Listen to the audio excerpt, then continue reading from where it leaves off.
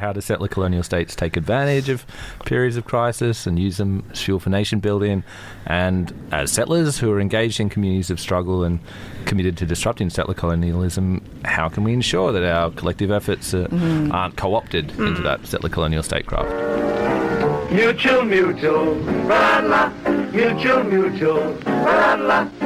This is the Mutual Broadcasting System. Residents across Victoria and South Australia are being urged to remain vigilant as extreme fire conditions threaten both states. Downgraded and lost cyclone status. 100km/h winds have torn roofs off homes and intense rainfall has swamped the region. These are tough times, but Australians are tough people. Hello, you're listening to another episode of the Radio Reversal podcast. I'm Anna. I am picking up where we left off last week in the series that we've just started that's kind of digging into this idea of disaster capitalism, disaster communism, crisis colonialism, the sort of political formations that we see emerging during times of crisis, and how we can better organise ourselves to take the liberatory opportunities that these moments of rupture represent and mitigate against being co-opted back into racism, colonialism, capitalism, heteropatriarchy, ableism, all of the kind of hierarchical structures that organise everyday life in the present. We are recording this episode on the unceded lands of the Yagara and Turrbal people in Meganjin, so-called Brisbane. We start, as always, by grounding our shows in the material reality of Indigenous peoples' unceded sovereignty over these lands as something that structures everything else that happens in this place, and as the kind of foundational reality of settler colonialism. We want paying our respects to the rightful owners of this country, past and present, and to all First Nations communities across this continent and across the world who are fighting against the intersecting forces of colonialism, capitalism, racism, white supremacy, heteropatriarchy, ableism in all of their diverse forms. We send our solidarity, in particular in this moment, to Palestinian siblings who are once again under siege from the Israeli settler colonial state. So last week on the show, if you were listening, you would have heard an interview that we recorded with Nick Southall, who talked to us a little bit about his new book, Disaster, Communism and Anarchy in the Streets. This week, we are kind of trying to, I guess, put some more meat around the theory bones that we've been talking around over the last couple of weeks, particularly talking through this idea of disaster capitalism, trying to talk a little bit more about why it's been significant for scholars in the last sort of 20 to 30 years to start thinking specifically about the way that capitalism morphs and orients itself, recalibrates during and after disasters in order to enable its own persistence and expansion. But also, and as Nick drew out, this idea of disaster communism, the ways that we can also see in these moments of disaster the latent possibilities for a meaningful sense of a class, of a kind of non-hierarchical collective organised around shared experiences of these moments of rupture, the way people experience often really positive affects like a big wave of love and care and generosity in moments of disaster, and how powerful and palpable those affects are in showing us how dangerous and violent the existing order is and what might be possible otherwise. And so this week we're taking these two existing concepts and we're trying to think about them more specifically in the conditions of settler colonialism, in the conditions that we're in here in so-called Brisbane, on unceded Yagara and Turrbal country. And this is something that I think is really significant in thinking about how disasters and crises operate politically in this place. And so this week I wanted to start introducing or playing around with a concept that I've found somewhat useful over the last couple of years that I've been working with a little bit in some of the research I've been doing, which I'm sort of tentatively calling crisis colonialism, as a way of talking about the relationship that colonial states have to crisis and the sort of specificity of what happens in moments of crisis, periods of crisis, in the context of colonisation. And so we're going to be kind of threading our way through a whole bunch of ideas in this show. It is a big, dense one, lots of us just talking through ideas. But as always, we would love to hear from you. We'd love to hear if things are resonating, if these concepts feel useful, if there are things that you think we've missed or overlooked. Please do get in touch. We'd love you to send us an email or find us on our Substack. You can leave notes under each episode and get in touch that way. We'd love to be in conversation with you all and hear your thoughts. So this is the third episode in our current little mini-series digging into disaster, capitalism, communism and colonialism. I hope you enjoy it.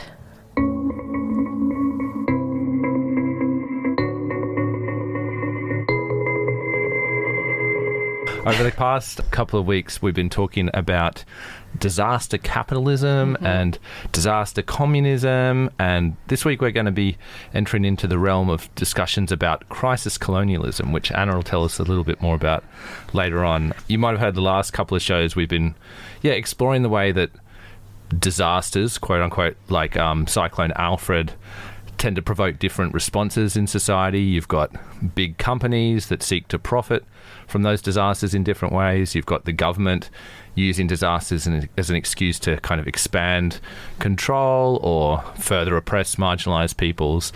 And then, as we heard in a recent chat with Nick Southall, there's also these moments of what he calls disaster communism, and where basically communities come together and find different ways of building collective bottom-up responses to crisis. And so we've been thinking through those two ideas, haven't we? And then this week we're going to be jumping into a discussion about how settler colonies respond to crises in different ways. Anna, did you want to introduce this concept of crisis colonialism? Yeah, well, it's just I guess it's a thing that I started thinking with in the course of my PhD, alongside both of you, definitely, as well as a whole lot of other people. But I should give the context. I was doing my PhD in this period around, between 2018 and 2022. So we've seen, the Black Summer bushfires. We've seen these kind of massive intensifying weather events in so-called Australia, and then of course in 2020 the pandemic,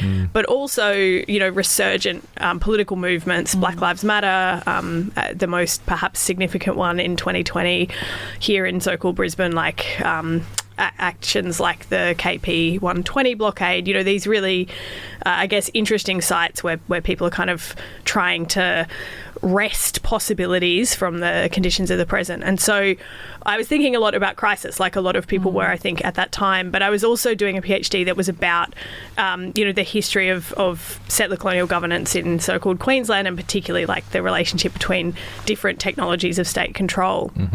And so one of the things that came out of all of that thinking was this sense that settler colonial states in particular seemed remarkably adept at co-opting the radical possibilities that come out during moments of crisis, the ways that communities are building possibilities together, are fostering, the kind of positive affects that people who were listening to the show last week would have heard Nick Southall talk about, this sort of outpouring of generosity and love, and the way that settler colonies seemed so good at taking that and turning it into fuel for ethno-nationalist, white, racist state building.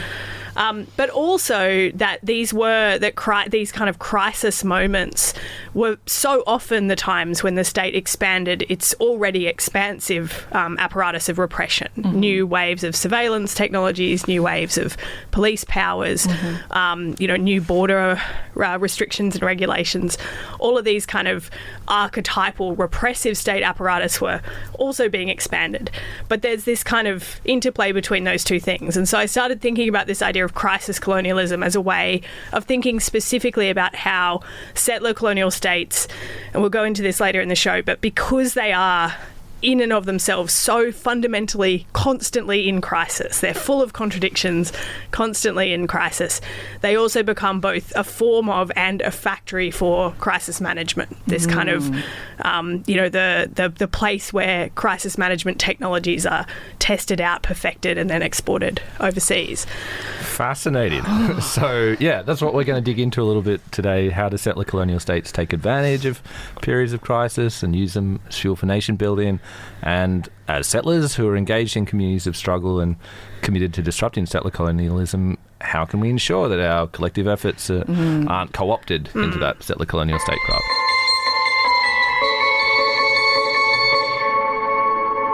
We thought it's time to do a little bit of definitional work on show 3.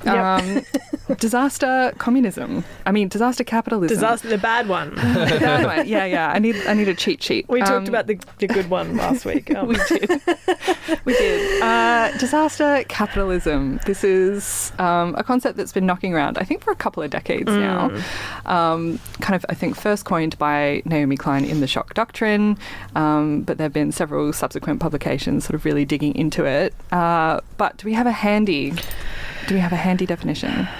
Look, it's basically when capital takes advantage of crisis in some way to maximise profit and sort of reinforce dependency on capitalism in many different forms. So you can point to all these examples where, whether it's a sort of unnatural extreme weather event or whether it's a war or some other supply chain disruption, a frequent response is that industries will say to governments, well, you need to relax some regulations. The classic ones like, the supermarket shelves are emptying, we need to be able to restock them more quickly, so give us all these relaxations, or like suppress workers' rights so we can work around the clock to stock shelves. Like that's the really sort of basic stuff, is a stripping away of regulation. It might be a stripping away of environmental regulations so that they can like rebuild a collapsed dam more quickly, or it might be a stripping away of labour laws so that they can recover from a disaster more quickly.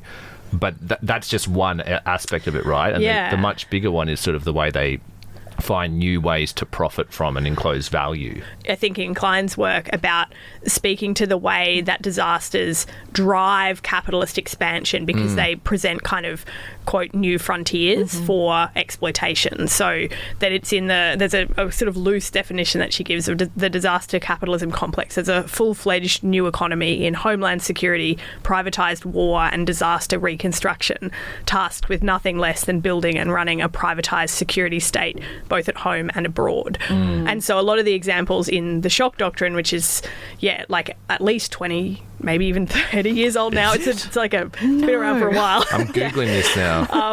I think 2007, so okay. Almost 20 years old. And a lot of the examples are of the way that there's this kind of grotesque acceleration of private development after particular kinds of disasters. So she talks, for example, about the tsunami in Sri Lanka, after which the government, and this is also in the context of a racist civil war in Sri Lanka, but that there's the relaxing of regulations, but that which then created a new frontier for both, particularly foreign investors, to undertake an enormous land grab of, the most kind of profitable areas of Sri Lanka, i.e. the sort of picturesque beachside places, and build like mass luxury new hotel developments, beachfront condos, which in turn now, we see the kind of 20-year impact of that in the way that those are the kind of two-speed economy in those areas, and so I think there's a lot of these examples, and then the most maybe what feels like a very timely demonstration of disaster capitalism right now, other than basically everything that's happening in the news, but the most sort of overt example is Donald Trump meeting Israeli Prime Minister Netanyahu and saying, we will take over Gaza and turn it into the Riviera. The Riviera of the Mediterranean. That I mean, it's grotesque, it's horrific, like the violence of that statement can't be overstated, but it's also a kind of perfect encapsulation of disaster capitalism. And what it also reflects is that so often it's the same companies that are causing these disasters that are then finding new ways to profit, right? It's not just like a cyclone happened or some like water supply failure happened and then the companies step in to profit in different ways. Often the company itself is responsible for the water supply shortage to begin with. And so like we particularly see this with, say, fossil fuel companies, right, where there's like increase in precarity after a disaster which arguably is caused by climate change and which the companies have contributed to directly, and then they're saying, well, we've got this increased energy insecurity as a result of these climate change related disasters. Now we need to double down on fossil fuel extraction so that we can guarantee you a supply of energy. It's really perverse. Yeah, absolutely. And it's such a core trope in how the debates around, for instance, nuclear energy pop up, right? Like blackouts or brownouts caused in part by climate-related disasters, which are caused by colonialism and capitalism and this kind of fossil fuel extraction.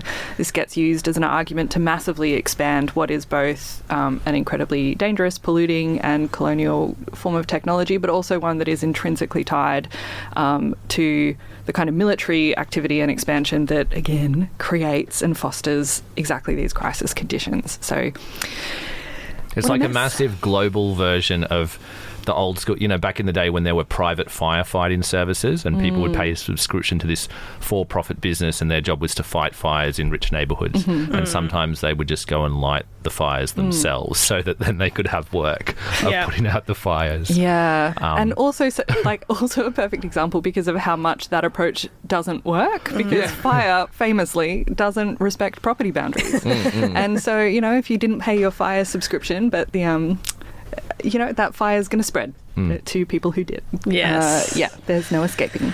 But I think it really, like the thing that I find useful about the concept of disaster capitalism is that it's both useful and horrific, in that what it draws your attention to is the sheer adaptability of capitalism. It's very frustrating. It would be helpful if this was like a kind of rigid system that we could therefore find the cracks in. And like that when there's a massive pandemic or a massive flood that forces the system to, collapse and recalibrate, but instead it just sort of morphs. Endlessly reforms, right? And I think this is the kind of, again, this is like where we're coming to this conversation from, is that like the kind of historical idea of how transformation would happen is that, in these moments where the contradictions of a system become visible, cracks appear, and you can lever those cracks open and kind of fundamentally upend the system.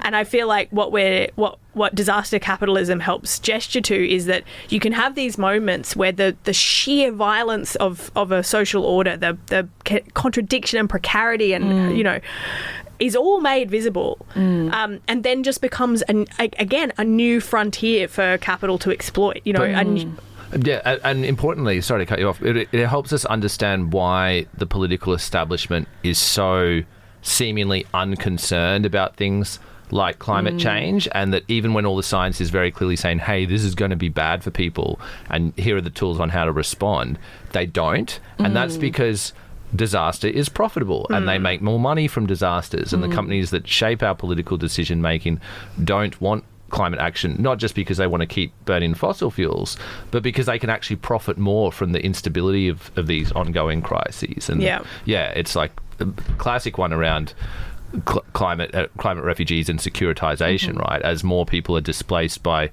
global warming in different parts of the world, then security companies can profit by militarizing borders and saying, you better pay us to secure your nation state from all these refugees who've been displaced by capitalism. Yes. Yeah, I think that's really important, because I think there's definitely a trend in a lot of maybe particularly environmental movements that don't always have a really robust kind of critique of colonial capitalism, that there's this sense that even self-interest at some point is going to push people over to to our side, right? And it's like, no. They make more money from disaster. Yeah, exactly. And I think this is where it comes back to thinking about this idea of crisis colonialism, right, as seeing this not just about how what we might understand as neoliberal capitalism or globalized capitalism has equipped itself to respond to these kinds of ecological and social crises, but actually this is a kind of technology of governance that's actually in fact much older and goes back to the kind of foundational conditions of the colony here. Exactly. And I think, like, because to pick up on that point about the, this sort of limit, I guess, of a classic environmentalism that thinks that eventually people will realise that we're, quote unquote, all in the same boat. Yeah. And I think this helps gesture to the fact that that's just not true. There's never been one boat, right? No. And I think that's the kind of... one of the things that I think is the most difficult to fracture in these movements that kind of rely on the idea that a mass unification of people under an idea that they're all having the same experience is going to be what sort of fundamentally transforms things, really doesn't account for the fact that the entire social order has been constructed through what Cedric Robinson calls like antagonistic differentiation. Like it's the entirety of colonial capitalism, racism, heteropatry, they're all premised on the idea of teaching us to differentiate ourselves from other people in ways that are hierarchical. Should we quickly recap what disaster communism was about, or explain the differences there? Yeah, I think part of what we learned in our chat with Nick, as well as from our own experiences, I think, organising in times of crisis and responding as part of community organisations and networks, is that it is true that the conditions that are exploitable by capitalists are also exploitable for good.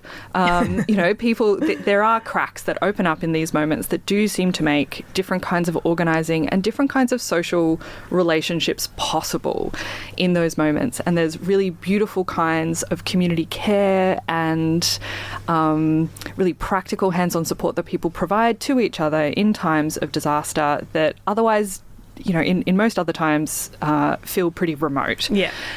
Suddenly they become possible in a way that previously they weren't or didn't feel to be true. And so one of the things that I think we want to tease out, maybe in this show, depending on timing, is like, how do we hold that space open when we know that it is also going to be co-opted, it is also going to be infiltrated by these forces of crisis colonialism, because there is possibility that emerges there, and that's not, as much as it's pretty off-brand for me to offer the optimistic line, but there are there are moments of possibility that emerge there, and we need better ways to build from them.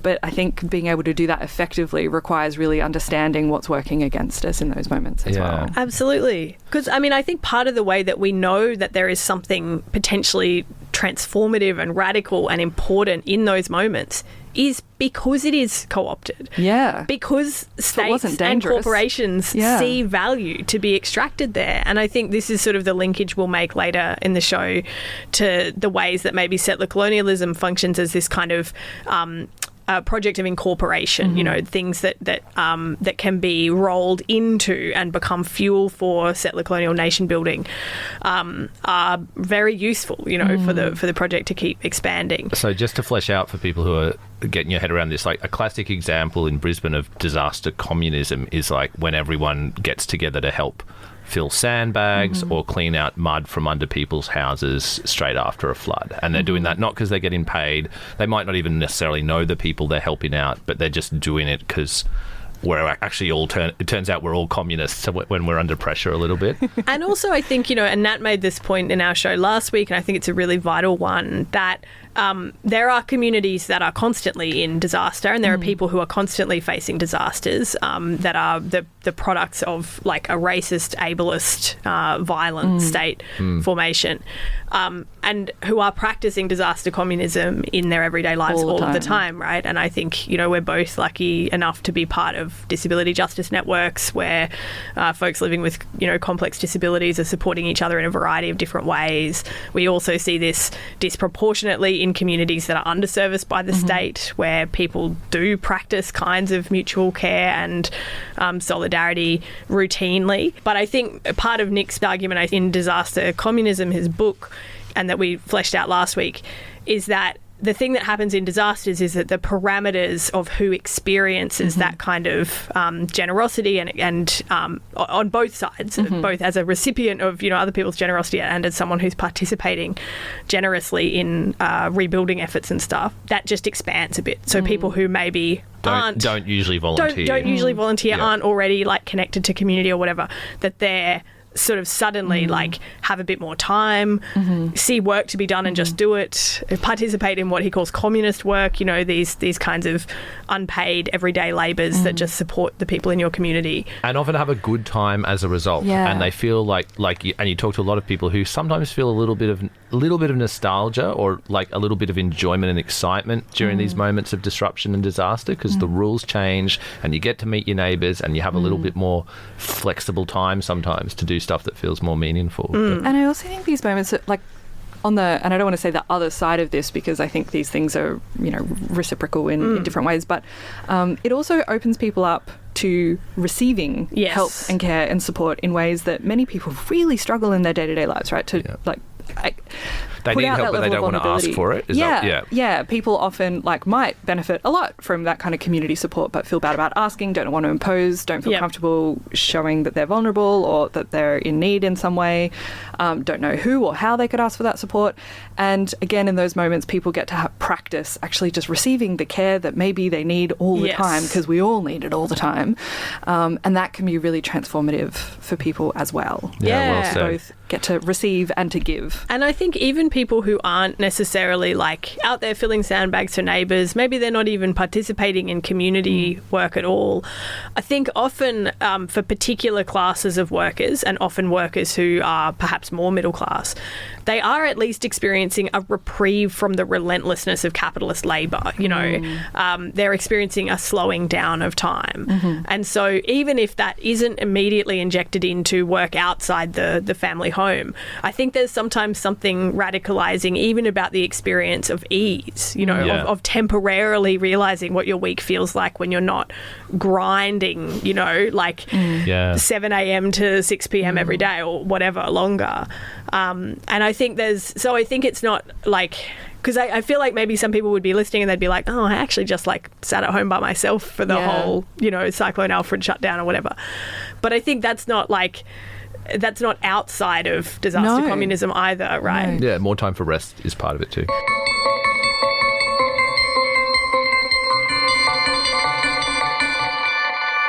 This is something that we wanted to talk about a little bit in terms of some of the ways we see disaster communism, the kind of radical possibilities of disasters that come out in disasters, people's experiences of rupture, of renewal, of new forms of relationality, the ways that we see those being co-opted.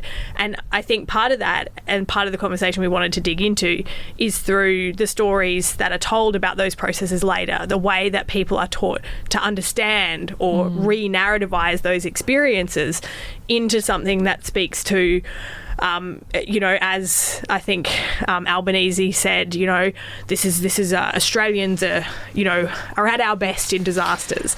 Already this kind of orientation to leaving aside the fact that cities are occupied by plenty of people who do not consider themselves Australian.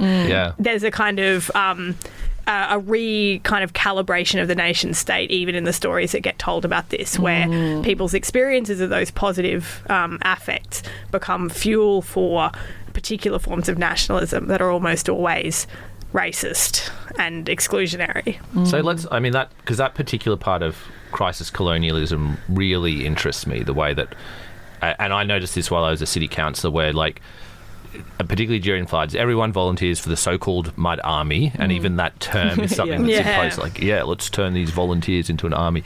But they're all sort of volunteering and kind of self-organising, and it's a bottom-up community response connected to some local grassroots charities or organisations on the ground, but it's not government-led. And then what happens is the government comes in and tries to say, hey, everyone, we'll coordinate the volunteers from now on. You can sign up through our portal and we'll connect all your contact details, and then we'll tell you where you need to go, and we'll tell you what you can and can't help with. And it turned out to be a phenomenally inefficient way of directing volunteers. Like the 2022 floods, there were so many people who signed up to help, and the council took a long time to deploy them and then made them go through like this whole health and safety briefing before they put them on the bus and then bussed them out to targeted areas, and then said you can only clean out houses but you can't move furniture or you can't do other stuff. So it was like this heavily controlled and much less efficient and effective form of state-led community response. And yeah, really what it ended up doing was that the government could say, look what we've done, we've successfully coordinated all this volunteer labour, when actually they were just sort of imposing themselves as an unnecessary middleman, and it would have been better for the community to care for itself. But the more the government does that and steps in and says, we'll coordinate it, you sign up and we'll tell you where to go, that's corroding the community's capacity to self-organise over time. So once we get used to the government telling us how to volunteer and where to volunteer, we no longer have the capacity to decide for ourselves and to take the initiative, and everyone's just sort of sitting around waiting for someone to tell them what to do. Which in turn reinforces the idea that the state is necessary in those moments, that without the state people will be left behind and uncoordinated. Yeah. The other part of this I think that's useful is also, or the sort of competing narratives that gets tested out after particular kinds of disasters, is a narrative of the need for greater security. And I think I was thinking about the example of during the Black Summer bushfires, this kind of like hyper exaggerated reporting on incidents of arson, which were like an extremely minor part of what caused the bushfires, right? But this kind of hyper reporting on quote unquote arson, or people deliberately lighting fires, as a way of, on the one hand, making this what is clearly the result of climate disaster, and what is clearly a climate disaster, a result of climate change, and which people at the time, this is after a year of like some of the biggest school strikes for climate justice that had been for decades. So there was growing concern about climate change at the time, and a growing mass movement. So there was a real need for the government at the time, that didn't want to do anything about climate change, to change that narrative to one of like individual bad actors who could be policed out of existence. But the other, I think, example of that same sort of securitization dynamic is the way that particularly, and this is very visible in reporting, for example, after Hurricane Katrina in New Orleans, but reporting on, quote, looting. So people like getting the supplies that they need from shops that were unattended. And I think there's something really interesting and worth digging into about why those stories are so useful for people who want to undermine the sense of like generosity and shared experience that people might have been having in those disasters, and recalibrate it to something that, instead of leading people towards each other, leads them towards the state, and particularly the kind of militarized police state.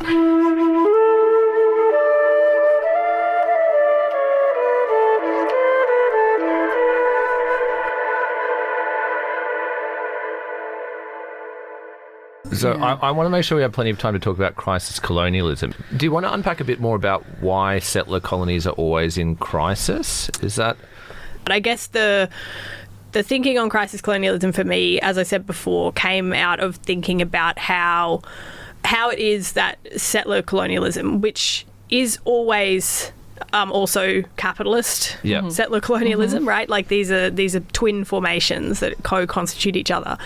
And so they're in a permanent state of crisis, is the term that Robin Kelly uses in the context of the US.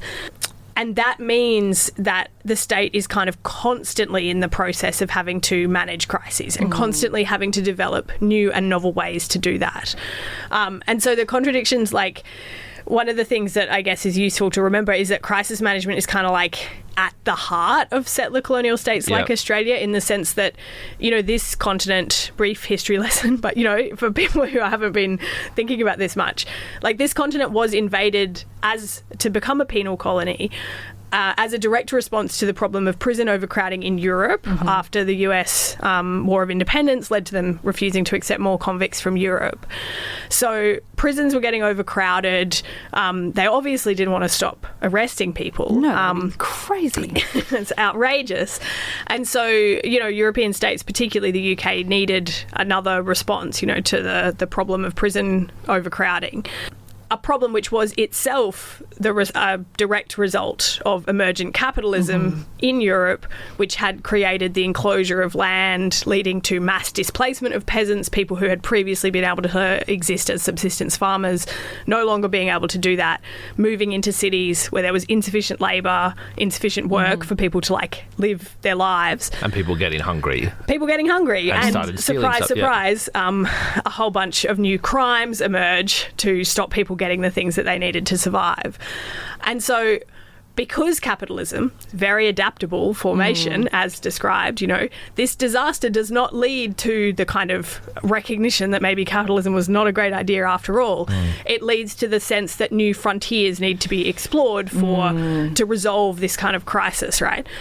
And so European states, they kind of try to manage the crisis that capitalism creates in Europe by setting up penal colonies on other people's land. Yeah. And there's this sort of two-pronged approach there that to manage the contradictions of capitalism, this is sort of the way Ruth Wilson Gilmore talks about this in the context of her work on prisons. But it's like a place to store surplus populations. That's what, prisons kind of are.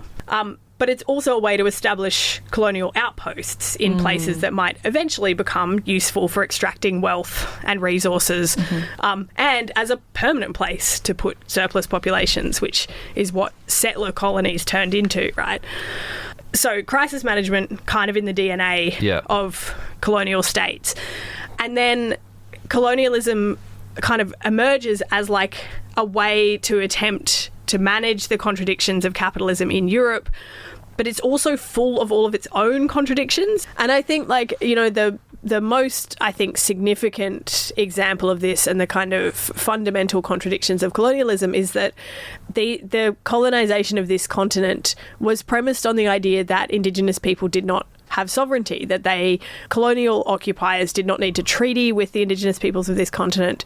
They hadn't yet framed the term terra nullius, but nonetheless they were working on the assumption that this was land that they did not need to treaty for, that they didn't need to negotiate necessarily with the people who were living here. And so when colonisers arrived, when the first penal colonies were established, and suddenly they were faced with the reality of Indigenous resistance to colonial occupation, resistance to people violating local laws, violating norms, using resources in ways that were destructive and inappropriate. Colonisers were this was a fundamental crisis for the colonial project, not just the literal crisis that people were facing,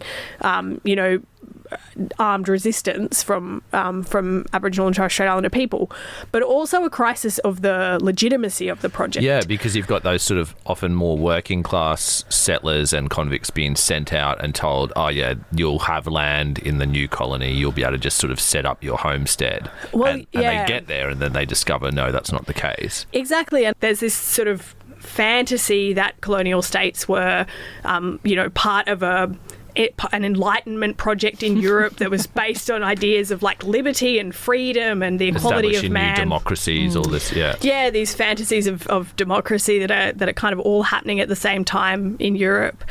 And yet, obviously, colonial contexts are profoundly racist. They're structured around, these systems of violence. And many of those ideas about liberty, about emancipation, about justice, about many of those kind of core liberal Enlightenment ideas came from places that were being colonised, right? These were ideas certainly not exclusive to Europe, but also in many cases not from there originally, things that had been learned elsewhere in what Priyamvada Gopal calls reverse tutelage, right? And then it gets co-opted and turned into a white Western idea, exclusively ours, therefore we must go and spread the good word. Yep. I really liked the book by David Graeber and David Wengrow. Was it called The Dawn of Everything? Yeah. Where they talk about how Canadian settlers or French people going out to the so-called Canada meet Indigenous people who are like, what, you guys have kings? You have hierarchy? And you have to just do what the king says, and you don't have any freedom to just do whatever you want. What a weird thing. And then they go back to Europe and they're like, oh yeah, this is weird. So classic example. Anyway. Yeah. But also a good example of like that kind of, and I think, Graeber and Wengrow, but also Priyamvada Gopal in that in Insurgent Empire, like they both talk about how one of the superpowers of liberalism as the sort of political ideology that sits over capitalism and colonialism in these formations is that it incorporates in order to like reduce the power of the thing that's of resistance. Basically, it's like bringing things in so that they can't attack it from outside. And so I think that kind of that co-optation of these ideas that emerged in resistance to colonialism, but then became part of the like justification for colonialism is such a dangerous thing, that's so pernicious. It's hard to get your head around. And that happens across so many I'm thinking again about the environmental movement and climate change movements, which for a long time here in so-called Australia were effective largely because they were community driven and really doing fantastic work. But a big part of that work was still oriented towards lobbying government, lobbying for policy changes. Asking the government to do stuff. To do stuff. And then when the government started to make gestures towards doing stuff, in many cases that wound up being a bit demobilising. Yes. And then a few years later, and all of those institutions that were set up to theoretically help us cope with climate change and mitigate it and adapt to it, were dismantled and don't exist anymore. And so it's like this 1-2 movement where incorporate, dismantle.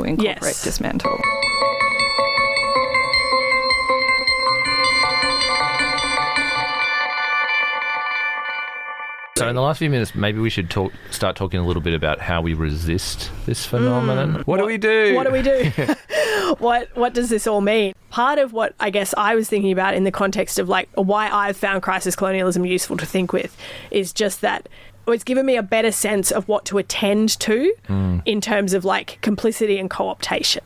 But I don't think it's necessarily given me like a strong sense of like the toolkit for actually resisting complicity and co-optation in our movements and struggles. But I think it does make us more alert to the limitations of demanding status responses to this stuff. And that's, I think, what you've identified really well is just that the government doesn't really want to resolve these contradictions. It wants to continue to expand power and will always overlook and cast aside oppressed and marginalised people. So in these moments of crisis, we should always be leaning towards both modes of organising and forms of mutual aid that, to some extent, render the state irrelevant or reduce dependence on the nation state, rather than just lobbying for more direct state support. And I think about how in the last few floods we've had in Brisbane, there hasn't been a huge emphasis on demanding that the government provides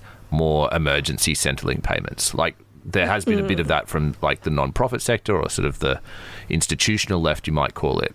But there's no one out on the streets protesting saying $1,000 disaster payment is not enough. People have almost already given up on that hope. Like the government offers these very tokenistic crumbs and says, you'll get $1,000 if you can jump through all these hoops and provide all this paperwork and all this bureaucracy, and maybe we'll give you a little bit of money to help partially replace some of your damaged furniture. But a lot of, I guess, activists have already almost instinctively recognised that time spent trying to demand more from the government just isn't worth it. We're better off just like setting up our own clothes swaps and like cleaning stations and doing stuff to directly help each other rather than spending more effort advocating for direct state financial support. Yes. And I think like one of the fears that I think is not ungrounded and is something that I think we have to grapple with is that I think one of the ways that the state kind of gets its claws in to movements in these moments is because lots of us feel a very real fear that we're not confident that we can meet everyone's needs. Yes. and that people will be left behind. And I don't think that's an unreasonable fear, actually. And I think about how this is another lesson of like disability justice organising over generations, that disability justice organisers, I know Mia Mingus has talked about this among others, often remind us that like, yeah, sometimes it's very easy for likeable, friendly, relatively cheerful people with disabilities to build the kind of care networks that they need to have their needs met. And it's a lot harder for people who are difficult, who are isolating, who are hard to be around, who are perhaps violent, who are perhaps, dangerous to other people. Or just really intense. Really intense, really. And like that is something that we have to be honest about, that like this, and I think some of the critiques that often get directed at people like you and I when we talk in sort of really positive terms about experiences of community is that that's simply not the reality for a lot of people. They just don't have those kind of communities. They don't have that. And I think that's not an unreasonable thing to be concerned about. And I think when I'm trying to think about this for myself, and I guess following on from the point you made about like the lessons and toolkits we can take from this, I'm thinking about that line from Stephen Slater that lots of us have kind of used a lot over the last few years, but where Stephen Slater is a Palestinian diaspora. He was an academic who was ousted from the university for being a Palestinian who was pro-Palestine, and became a school bus driver. And one of the things that he says in like reflecting on that trajectory is like that his politics is to be loyal to the dispossessed. That is all.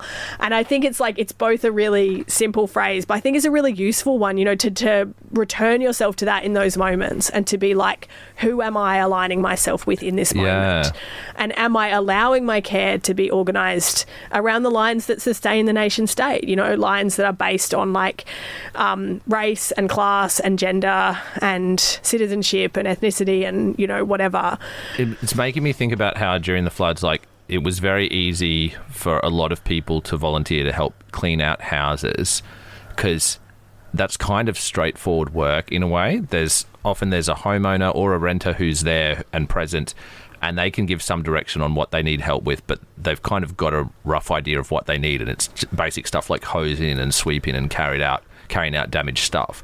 Whereas we can all see very clearly that there are some more marginalised people who don't even have housing and have been really, their few possessions have been completely destroyed by the storm. Their tent is destroyed. They've got nowhere to go, but they are harder to help. And so we just go back to cleaning out flooded homes because that's an easy, straightforward thing. And we just sort of hope that the nation state is going to deal with those people with more complex needs because they're kind of in the too hard basket. Yeah, absolutely. And I think this is like, I feel this very acutely for myself. We're facing a skills deficit in terms of care. Like lots of us don't know how to provide the kinds of care that everyone in our community needs. And these are ways that we end up being more reliant on the state because we don't know how to de-escalate conflict. We don't know how to like safely navigate, violent situations. Soothe someone who's heightened. Exactly. Like we're struggling, I think, in those regards. And I think it's useful to think of that, I think, in terms of a skills deficit because it's not inevitable that we can't do that.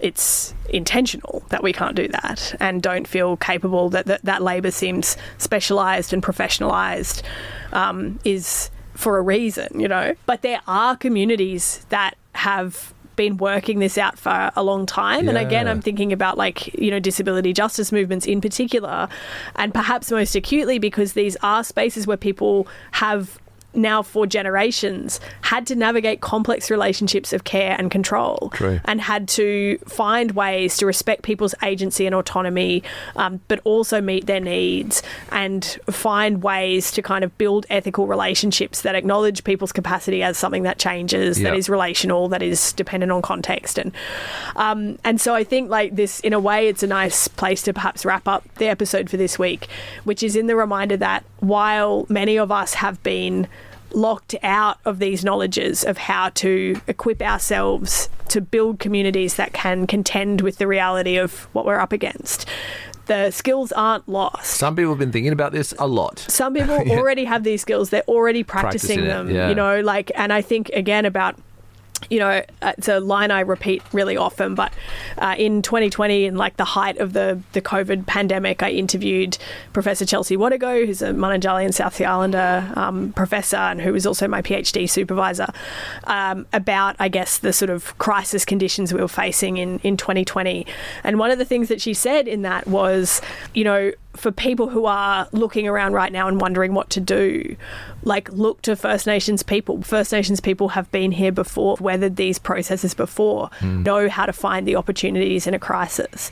And I think that reminds me of this sort of invitation that I think often comes out of this sort of thinking and this deeper structural thinking, which is that if you start from the people for whom the fantasies of the settler colonial state have never held any water, if you start from people who've always taken a default position of rejecting statism, and who haven't been brought into the idea that it is kind of benevolent or just in any way, then you often find the sort of the toolkits that we need going forward, And so, I think there is a kind of optimism, I think, then in being like, actually there are all sorts of communities that are already practicing the kind of skills that we need to build collectives that can weather the coming storms. Yeah. We just need to direct ourselves to them instead of endlessly being redirected back to the state. Well said. Can I jump in with one more example of it? Like,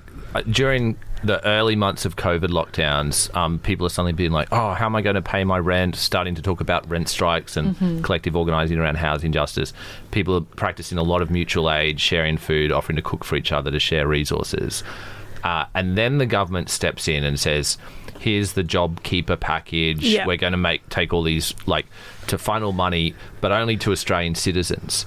So whereas previously, even if someone was an international student or a temporary migrant, people would have been like, oh, you maybe we'll give you a rent discount if we're your landlord, or let's work together on how to house you, or we'll share food. And, oh, you don't have income because you've just lost your casual job, we'll support you. But then when JobKeeper and JobSeeker came in, that melts away a little bit. Yes. And all the Australian citizens are taken care of, but the non-citizens are just told to go back to where they came from. Yeah, which they often couldn't do, right? And I think that's a really good example, because I think, and I mean, I don't know how to give people, here's how you do this in practice, but I think, vigilantly refusing to allow your care to be organised in hierarchies of that some deserving and people undeserving. get support from the government and others don't. Absolutely. And finding ways to challenge that, even in those moments where it's really tricky, because often what happens is suddenly you get JobSeeker, suddenly you're a little bit more secure, and it just doesn't feel as urgent anymore. And that's the shift that happens, is at this kind of much more, it's not intentional. It's not necessarily people being like, I don't care about those people. No, but we get as settlers, we get drawn back into complicity with settler colonial, and that's a bargain that gets made over and over again. Went back to, breaking worker solidarity movements and breaking them apart when it was, for a time, a good alliance of First Nations people and settlers fighting capital, but offering good deals to the settlers so that we get drawn back into complicity. And that's why I think really having a good understanding of these structures of complicity, as you've spoken about many times before, Anna, is such a crucial way that we at least begin to learn how to guard against this, because we can better see the kind of cooked deal we're being offered. Yeah. And to understand why it works on us so often as well, right? Because it's not that it's not that people are bad.